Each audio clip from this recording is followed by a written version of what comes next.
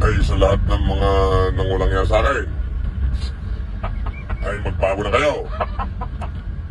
Ay pag hindi kayo nagbago, ay pag nakita ko kayo, ay pupunutin ko ang yung buhok sa ilong at kilikili at ipangunguya ako sa inyo.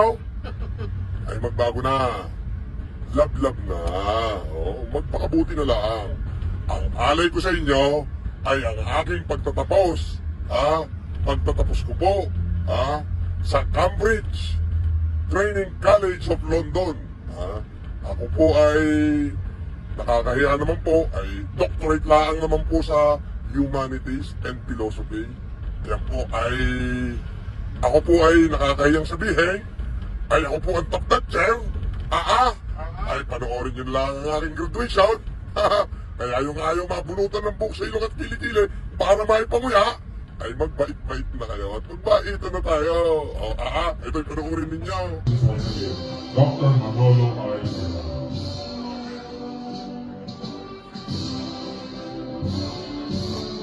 Our next award I'd like to call is Dr. Francis Leo Antonio Marcos. He has been awarded Most Inspiring Filipino Philanthropist, a pandemic hero during the pandemic, to receive his PhD in Humanities major in Social Services and Community Development.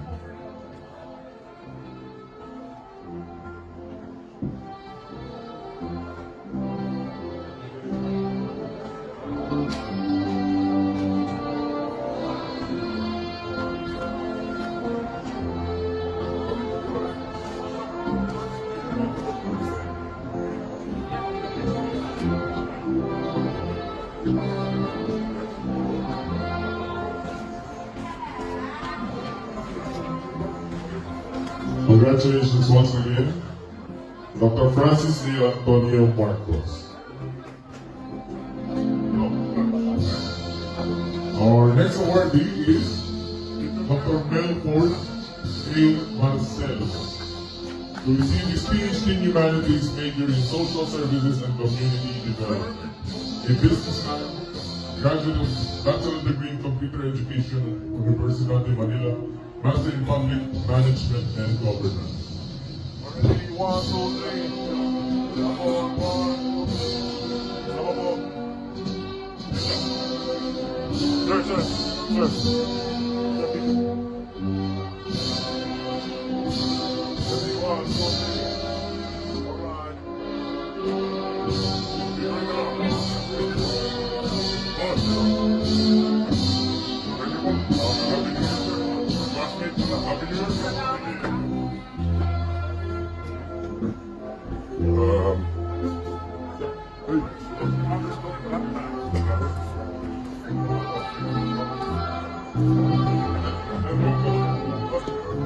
Again, congratulations once again, Dr. Melford A. Marcel. Now we'd like to call on Dr. Ernely E. Giao to give our graduates the pledge of loyalty.